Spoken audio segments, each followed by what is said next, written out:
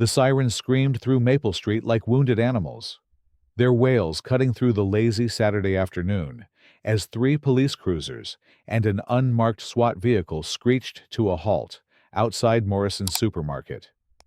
The smell of burning rubber mixed with the sweet aroma of chocolate chip cookies as officers in tactical gear burst from their vehicles, weapons drawn, shouting orders that shattered the peaceful weekend calm. Everyone on the ground. Now. The commanding voice of Sergeant Rodriguez echoed off the storefront windows as shoppers scattered, abandoning their carts and grabbing their children. Tables laden with colorful cookie boxes crashed to the pavement, thin mints and Samoas spilling across the asphalt like confetti at a funeral. 8 young girls in green uniforms froze in terror, their badges catching the harsh afternoon sunlight as they instinctively huddled together. 10-year-old Maya Johnson felt her heart hammering against her ribs as she watched the officers approach, their faces hidden behind dark visors. Her small hands trembled as she clutched a box of trefoils, the same cookies she'd been proudly selling just moments before to Mrs.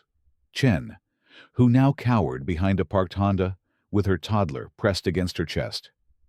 "Please don't hurt us," whispered Amara, the youngest member of Troop 247, her voice barely audible above the chaos. At 8 years old, she still believed police officers were heroes who helped lost kittens and gave directions to confused tourists. Today would shatter that innocent faith forever. 20 minutes earlier, the girls had been laughing and competing to see who could arrange their cookie display most attractively. Their troop leader, Mrs. Patterson, had stepped into the store to use the restroom, trusting her responsible scouts to continue their sales under the watchful eyes of passing adults. The afternoon had been perfect. Cloudless blue sky, gentle breeze carrying the scent of nearby jasmine, and steady stream of customers eager to support the local Girl Scout troop. Maya had just finished explaining the difference between lemonades and lemon-ups to a curious grandfather when she noticed the woman watching them from across the parking lot. Tall, blonde, wearing designer sunglasses that cost more than Maya's family spent on groceries in a month. The woman stood beside a pristine white Mercedes, her mouth twisted into a permanent frown. Karen Whitfield had been circling the parking lot for 10 minutes, her pale eyes fixed on the giggling group of children with an intensity that made passing shoppers uncomfortable. "Those kids are up to something," Karen muttered to herself, her manicured fingers tapping against her phone case. She'd approached the cookie stand earlier, demanding to speak to whoever was in charge, but the girls had politely explained that Mrs. Patterson was temporarily away, when 9-year-old Destiny had cheerfully offered her a free sample of a caramel delight. Karen had recoiled as if the child were offering poison. "We're just selling cookies, ma'am," Destiny had said, her bright smile never faltering despite the woman's obvious hostility. "Would you like to buy some? We're raising money for our camping trip to Yellowstone." "I don't think so," Karen had snapped, her voice dripping with disdain. "And where exactly is your adult supervision? Children shouldn't be conducting business without proper oversight." The interaction had lasted less than 3 minutes, but it had planted a seed of resentment in Karen's mind that would soon grow into something monstrous. She'd watched the girls continue their sales, noting how they whispered to each other, how they carefully handled small packages, how customers approached their table with knowing smiles. In Karen's warped perception, innocent childhood commerce became something sinister. 911. "What's your emergency?" The dispatcher's calm voice contrasted sharply with Karen's agitated breathing as she sat in her air-conditioned Mercedes, windows up, watching the girls through her rearview mirror. "I need to report drug dealing in progress." Karen's voice trembled with manufactured urgency. "There's a group of children, black children, selling drugs outside Morrison's supermarket on Maple Street. They're using some kind of cookie sales as a cover operation." "Ma'am, did you say children selling drugs?" The dispatcher's tone shifted, becoming more alert. "Yes, They have little packages. They're exchanging them for money. And there's no adult supervision anywhere. I've been watching them for 20 minutes. They keep looking around nervously, whispering to each other. This is clearly a sophisticated drug operation using children as dealers. What type of drugs do you suspect? Ma'am. Karen's pause lasted 3 seconds too long. I don't know exactly. But they have small packages wrapped in colorful paper. Could be anything. Cocaine, heroin. Those synthetic drugs kids use these days. Please send officers immediately. There are families with small children shopping here. The dispatcher, following protocol for reports involving children and drug activity, immediately flagged the call as high priority. Within 90 seconds, patrol units were racing toward Morrison's supermarket, their sirens cutting through the peaceful Saturday afternoon like harbingers of devastation. Now, as officers surrounded their cookie stand with military precision, the girls of Troop 247 experienced their first taste of institutionalized suspicion. Maya felt rough hands push her shoulders down as Officer Thompson barked instructions she couldn't understand through her tears. Beside her, Amara began hyperventilating, her small chest rising and falling in rapid, shallow gasps. "Where are the drugs?" Sergeant Rodriguez demanded, his voice booming across the parking lot as he kicked over a table displaying dosidos and tagalongs. Cookie boxes scattered like leaves in a hurricane, their contents spilling across the hot asphalt. "We know what you're doing here. We don't have drugs," Maya sobbed, her voice breaking with confusion and terror. "We're just selling cookies. Please. We didn't do anything wrong." The scene attracted a growing crowd of onlookers, their faces reflecting a mixture of shock, outrage, and disbelief. Mrs. Chen, still clutching her toddler, began recording with her smartphone, her hands shaking as she captured the surreal spectacle of armed officers interrogating elementary school children. "This is insane," muttered James Morrison, the supermarket owner, as he emerged from his store to find his parking lot transformed into a crime scene. "Those girls have been selling cookies here every weekend for 2 months. I know their families." Officer Williams began roughly searching through the overturned cookie boxes, her aggressive movements causing more damage with each passing second. Sleeves of cookies crumbled under her boots as she dug through the innocent merchandise, seeking evidence of crimes that existed only in Karen's malicious imagination.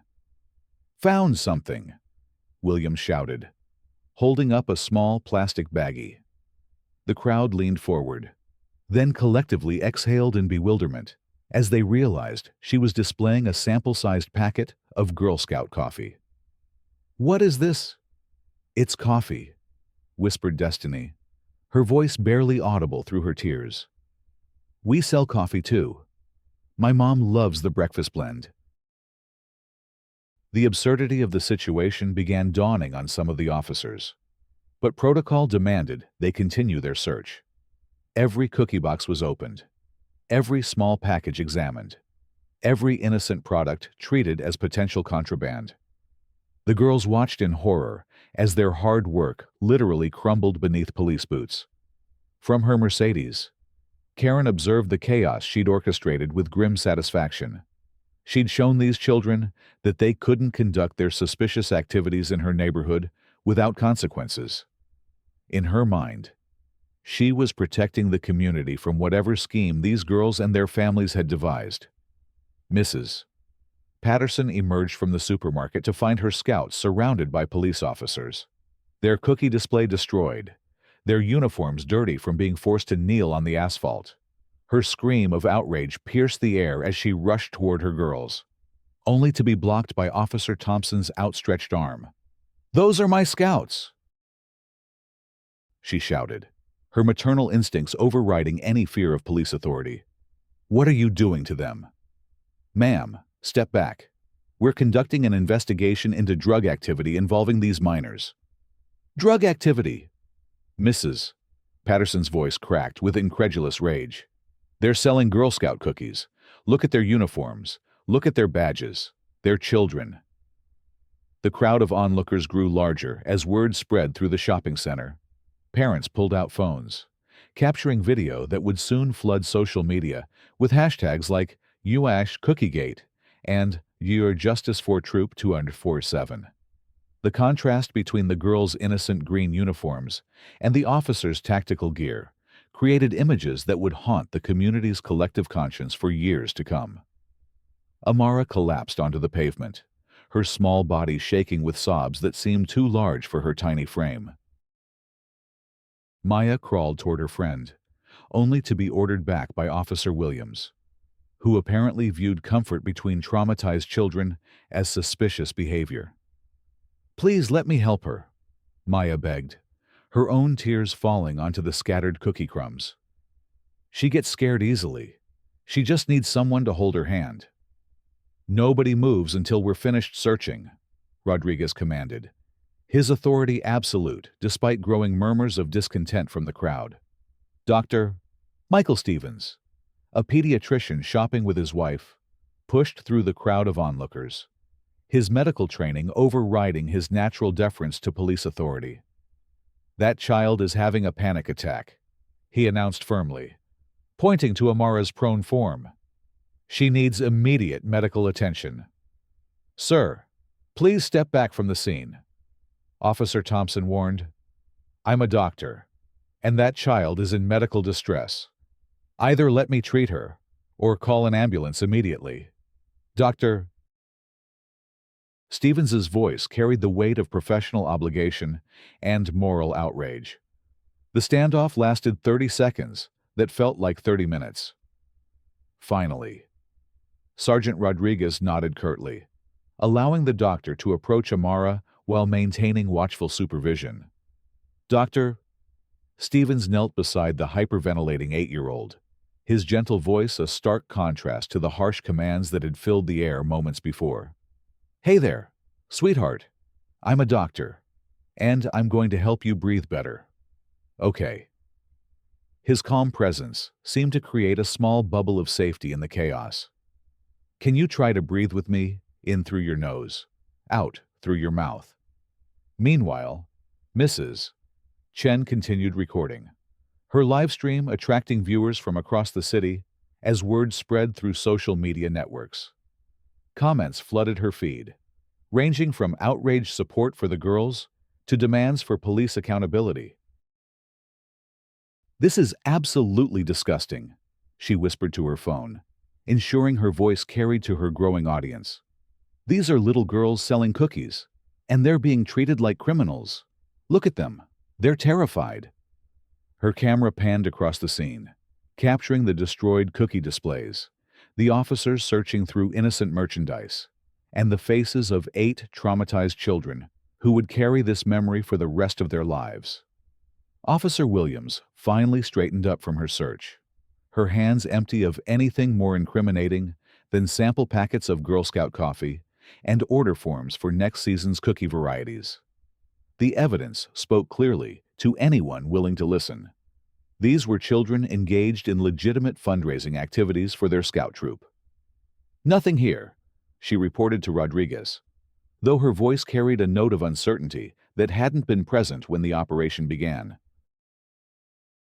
"Check their personal belongings," Rodriguez ordered, unwilling to admit the growing possibility that they were terrorizing innocent children. The search of backpacks and pockets yielded homework assignments, friendship bracelets, lip balm, emergency inhaler, and exactly the items one would expect 8 to 12-year-old girls to carry. No drugs, no suspicious substances, no evidence whatsoever of criminal activity. From her Mercedes, Karen watched the search with growing unease. She'd expected officers to find something, anything, that would validate her suspicions and justify her call. The longer the search continued without results, the more her confidence wavered. Mrs. Patterson had managed to reach her girls despite police objections, gathering them into a protective circle as they clung to her like survivors of a natural disaster. Her quiet fury was more intimidating than shouted threats as she glared at each officer in turn. "I want your names and badge numbers," she demanded, her voice steady despite her trembling hands. "Every single one of you. These children will need therapy after what you've done to them." "Ma'am, we were responding to a credible report of drug activity," Rodriguez explained, though his tone had lost its earlier confidence. "Credible report." Mrs. Patterson's laugh contained no humor. "Look around you. Sergeant, look at what your credible report has accomplished." The parking lot resembled a war zone. Cookie boxes lay crushed and scattered, their contents creating a rainbow of crumbs across the asphalt. Tables lay overturned, banner torn, chairs kicked aside in the rush to search for non-existent drugs. 8 little girls sat huddled together, their uniforms dirty, their faces streaked with tears, their innocence permanently damaged by adult prejudice and institutional overreach. Dr. Stevens continued working with Amara, whose breathing had finally stabilized under his gentle care. "She'll be okay physically," he told Mrs. Patterson, "but she's going to need counseling. They all will." Maya looked up at her troop leader with eyes that had aged years in the space of an hour. "Mrs. Patterson, why did they think we were bad people? We were just selling cookies like you taught us."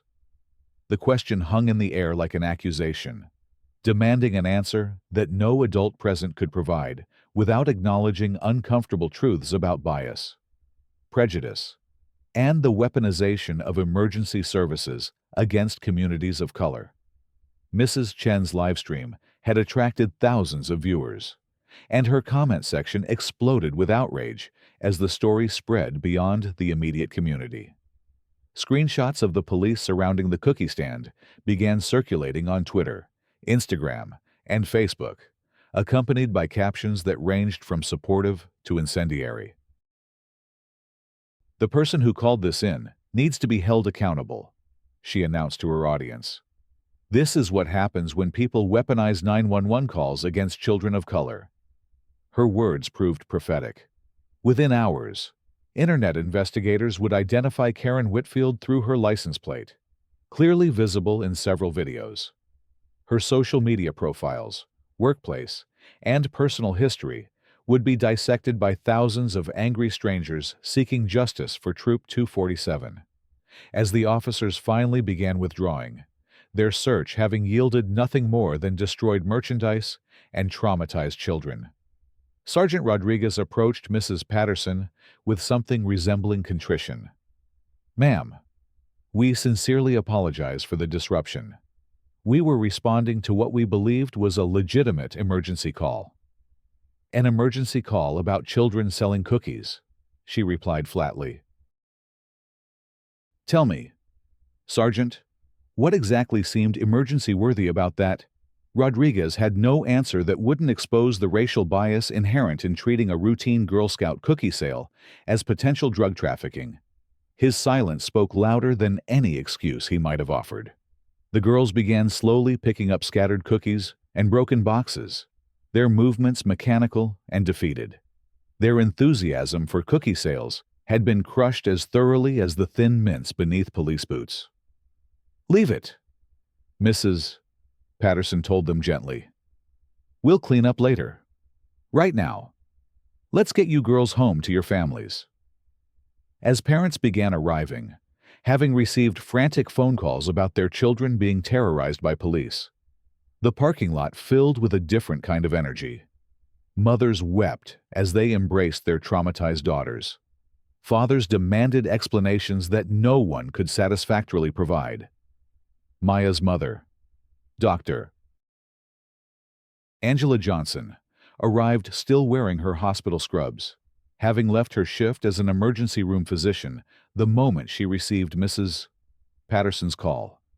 Her professional composure cracked the instant she saw her daughter's tear-stained face and dirty uniform. "What happened to my baby?" she demanded, gathering Maya into her arms.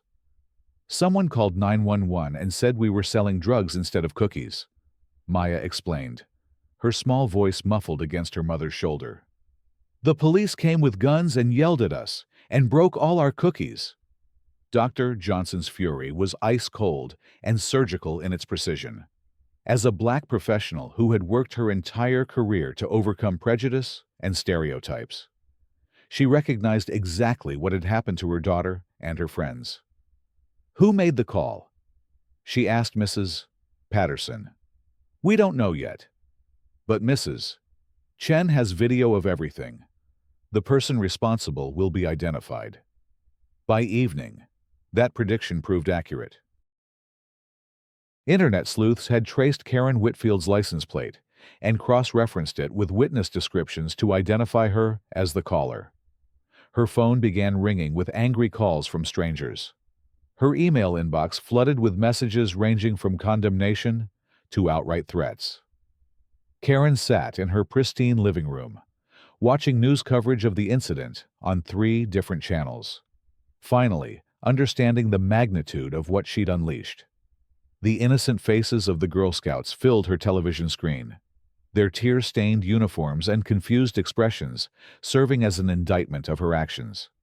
Her husband Richard arrived home from his business trip to find reporters camped outside their house and his wife barricaded inside, refusing to answer the phone or door. "Karen, what the hell have you done?" he demanded after fighting his way through the crowd of journalists. I was sure they were up to something," she stammered. Her earlier confidence completely evaporated. The way they were acting, the packages, the lack of supervision. They were selling Girl Scout cookies. "Karen, it's on every news channel in the state. There's video of police officers searching 8-year-old children because you thought they were drug dealers." The weight of her actions finally penetrated Karen's defensive shell. She'd destroyed the innocence of 8 children, traumatized their families, wasted police resources, and exposed her community to national ridicule, all because she'd been unable to see past her own prejudices. Meanwhile, the community had begun organizing its response. Dr. Johnson used her connections in the medical community to arrange free counseling services for all affected children. Local businesses pledged to buy every box of cookies the troop had planned to sell, ensuring they'd more than meet their fundraising goals despite the destroyed inventory. Mrs. Chen's video had been shared millions of times across social media platforms, sparking nationwide discussions about racial bias, police accountability, and the protection of children from adult prejudice. The hashtag #JachaCookiesNotCrimes began trending as celebrities, politicians, and ordinary citizens expressed their outrage. Within 48 hours, the Girl Scout organization's national headquarters had announced a special recognition for Troop 247, praising their composure under extraordinary circumstances.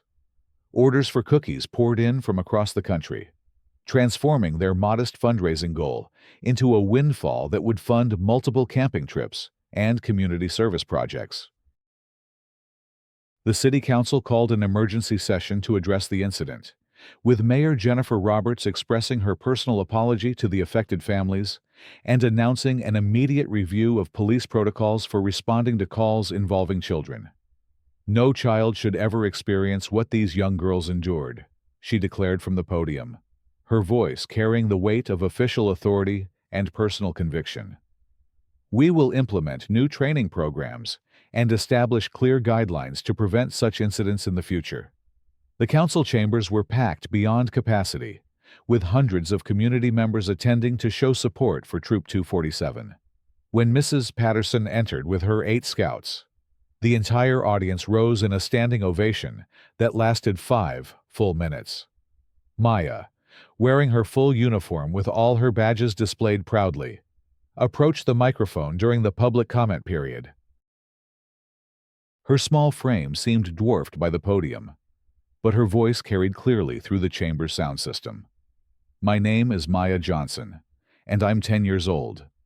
I'm a member of Girl Scout Troop 247.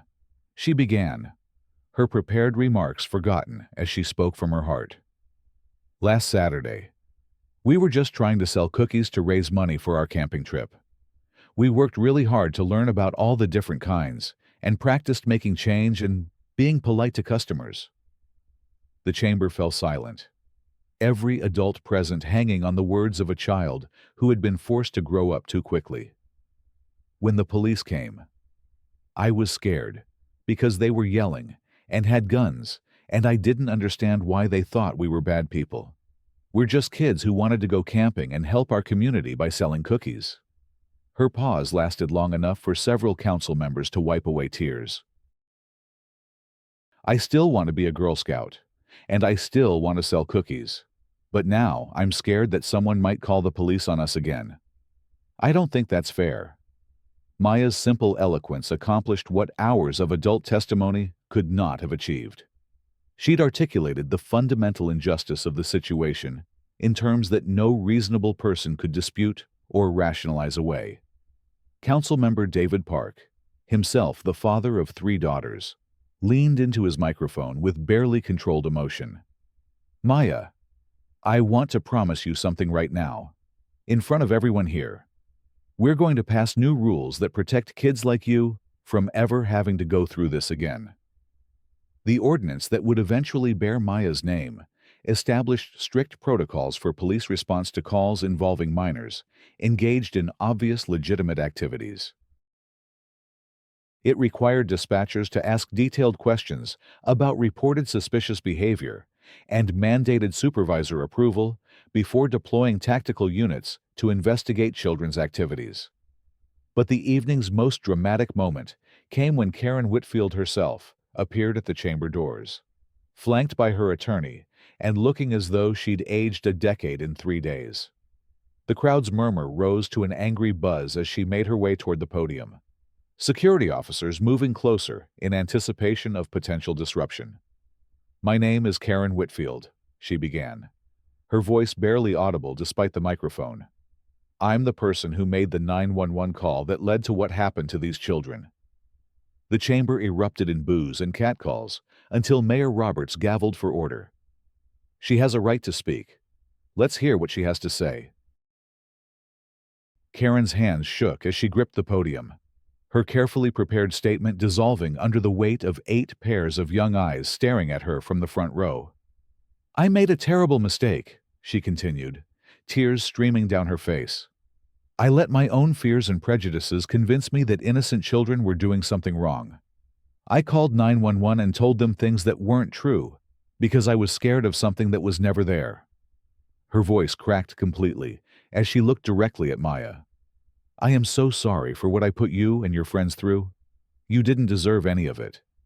You were just being good kids, doing good work, and I hurt you because of my own problems.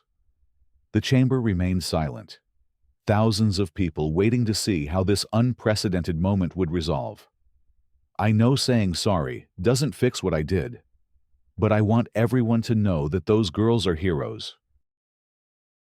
They handled something terrible with more grace and courage than I've ever shown in my life. Maya looked up at her mother, who nodded encouragingly, then stood and approached Karen at the podium. The 10-year-old girl extended her hand to the woman who had caused her so much pain.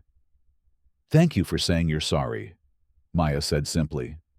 I hope you learned something from this. Karen took the offered hand, sobbing openly as she shook hands with the child she'd tried to have arrested.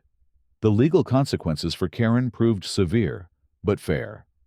She faced criminal charges for filing a false police report, civil lawsuits from the affected families seeking damages for emotional distress and therapy costs, and a permanent restraining order preventing her from coming within 500 feet of any Girl Scout activities.